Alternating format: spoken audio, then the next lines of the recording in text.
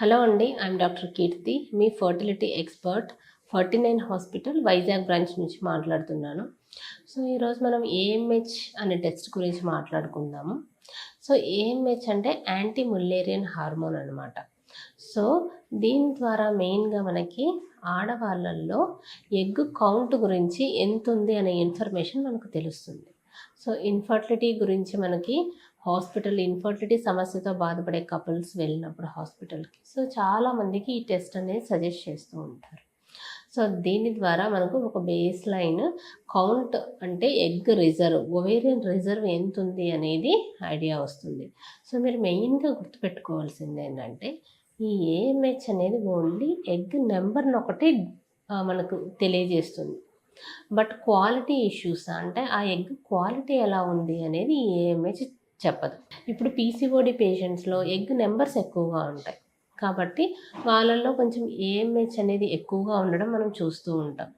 కొంచెం advanced age group ఉన్న వాళ్ళల్లో 35, 36 ఇలా ఏజ్ గ్రూప్ ఉన్న వాళ్ళలో ఈ ఏఎంహెచ్ అనేది తక్కువగా ఉండడం మనం చూస్తూ ఉంటాం. సో ఇది ఎగ్ నెంబర్ని మాత్రమే మనకు తెలియపరుస్తుంది. అందులో ఉన్న ఎగ్స్లో ఉన్న క్వాలిటీని మనము ఏఎంహెచ్ ద్వారా తెలుసుకోలేము. సో దీని నార్మల్ వాల్యూ ఎంతంటే 1.5 to 3.5 నానోగ్రామ్/ml ఉంటుంది. సో పీసీఓ పేషెంట్స్లో మోర్ దెన్ 3.5 అలా ఉండడం చూస్తూ ఉంటాం. లేదు కొంచెం రిజర్వ్ తక్కువ ఉంది అంటే అటువంటి పేషెంట్స్లో <1 ఉంటుంది. ఇంకొంతమంది బాగా తక్కువ ఉన్న పేషెంట్స్లో ఈవెన్ 0.5 అలా కూడా ఈ ఏఎంహెచ్ అనేది ఉంటుంది. మరి ఈ ఏఎంహెచ్ బ్లడ్ టెస్ట్ ఎప్పుడు చేయించుకోవాలి? సో దీని యొక్క బిగ్గెస్ట్ అడ్వాంటేజ్ ఏంటంటే మీరు ఎనీ డే ఆఫ్ ద సైకిల్లో చేయించుకోవచ్చు. సో మీ పీరియడ్ ఏ రోజులో ఉన్నా కూడా మీరు హాస్పిటల్కి వెళ్ళినప్పుడు ఈ ఏఎంహెచ్ టెస్ట్ అనేది మనం చేయించుకోవచ్చు. సో ఇది సైకిల్ ఇండిపెండెంట్ అనమాట. సో ఎప్పుడైనా మీరు చేయించుకోవచ్చు. సో దీనికి ఫాస్టింగ్ ఉండడం కానీ లేదు ఫుడ్తో కానీ ఇటువంటివి కూడా మనకు సంబంధం లేదు. ఇంకొంతమంది ఏంటంటే మేడం మాకు ఎగ్ కౌంట్ తక్కువగా ఉంది, సో మేము బ్లడ్ టెస్ట్ చేసుకున్నాము ఏఎంహెచ్ 1 అని మాకు వచ్చింది, సో మేము కన్సీవ్ అవ్వగలమా అని చెప్పి చాలామంది కంగారు పడుతూ ఉంటారు.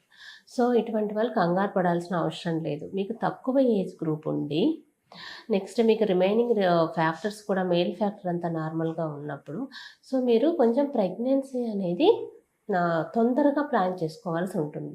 అంటే ప్రెగ్నెన్సీ రాదు అని చెప్పడానికి ఏఎంహెచ్ ద్వారా మనకి అలా డినోట్ చేయదు. సో ఏఎంహెచ్ లెవెల్స్ని బట్టి అది తక్కువ ఉన్నట్లయితే మీరు కొంచెం తొందరగా ప్రెగ్నెన్సీ ప్లాన్ చేసుకున్నట్లయితే మీకు సక్సెస్ రేట్స్ అనేవి మెరుగ్గా ఉంటాయి.